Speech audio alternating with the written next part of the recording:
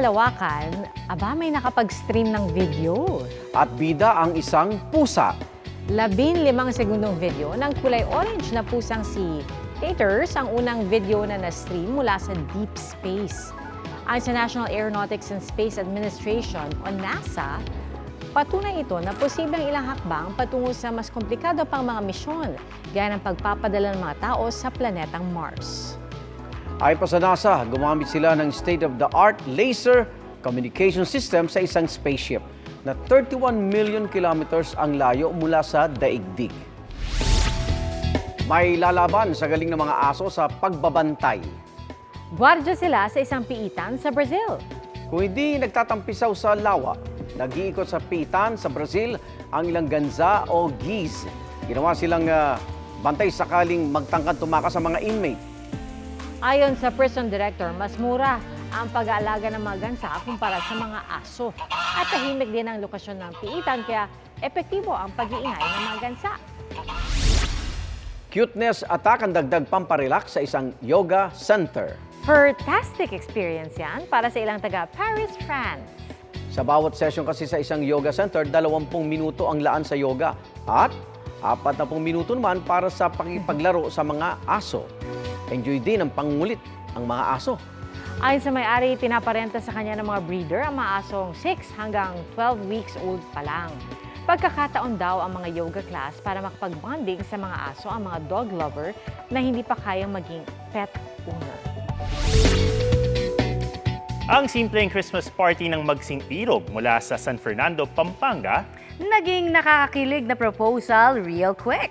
Sa gitna ng palaro, naiwan mag-isa si Jenny Rose hanggang sa pumasok ang kasintahan niyang si Emmanuel. Doon natin ang galang piling ni Jenny Rose at nakita ang wedding proposal. At syempre, matamis na yes ang sagot ni Jenny Rose.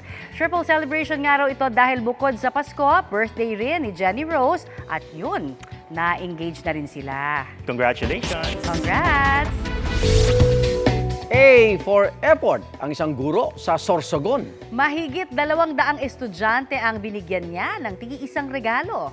Iginuhit ni Teacher John Romel Leoncito ang mga portrait ng kanyang mga estudyante sa Sorsogon State University. Inabot siya ng 8 araw sa paggawa, kasabay pa ng mga trabaho niya, siyempre bilang guro. Ayon kay John Romel, matapos siyang pumasa sa licensure examination for teachers ito pong Marso, naisip niyang magpasalamat sa pamamagitan ng paggawa ng portrait para sa unang batch ng kanyang mga estudyante. Napuno naman ng pasasalamat ang kanyang mga estudyante at bumilib pati ang netizens. May nagbilang ng kanyang naipon sa pagpasok ng bagong taon. Ang ipon technique ni Christopher Mendoza, tampok. Ang barya na may barya sa gitna. Ibig sabihin nito, ang disenyo ng 10 pisong barya at bagong disenyo ng 20 pisong barya.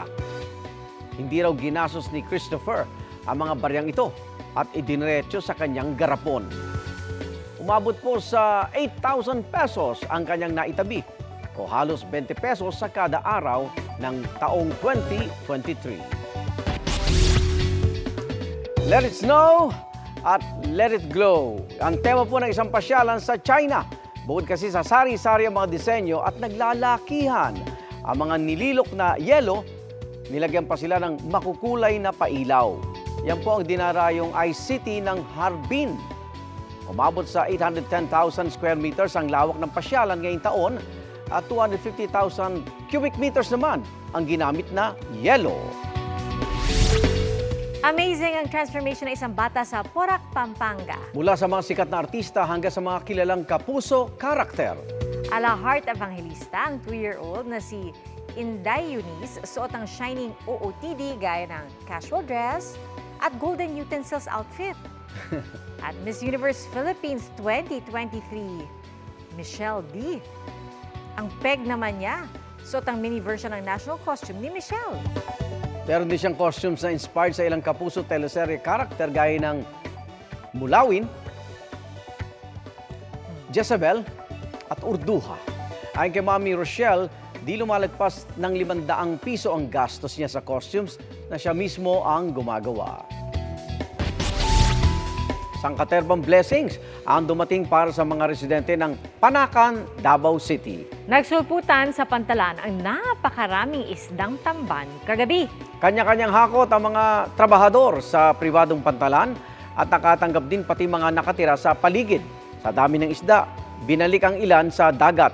Ayon sa BFAR sa Panakan, posibleng dahil ito sa breeding time kung saan hinahabol ng malalaking isda ang mga maliliit na isda. Nitong linggo rin, dumagsa ang libo-libong tamban sa maasim pang sa Sarangani na may kaugnay naman sa sirkulasyon ng tubig. Ayon sa Provincial Environment and Natural Resources Office, wala itong kinalaman sa lindol doon nitong Martes.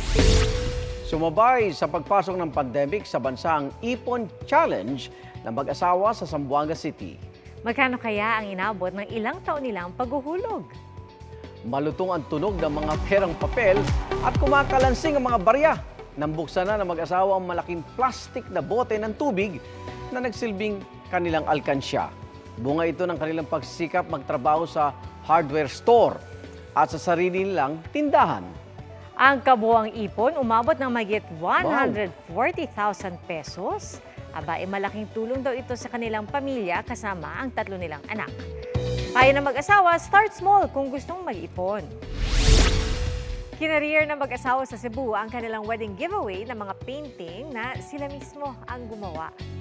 At ang kwento sa likod ng debut kung saan ang birthday girl niregaluhan ng 18 biik. Ating saksiyan.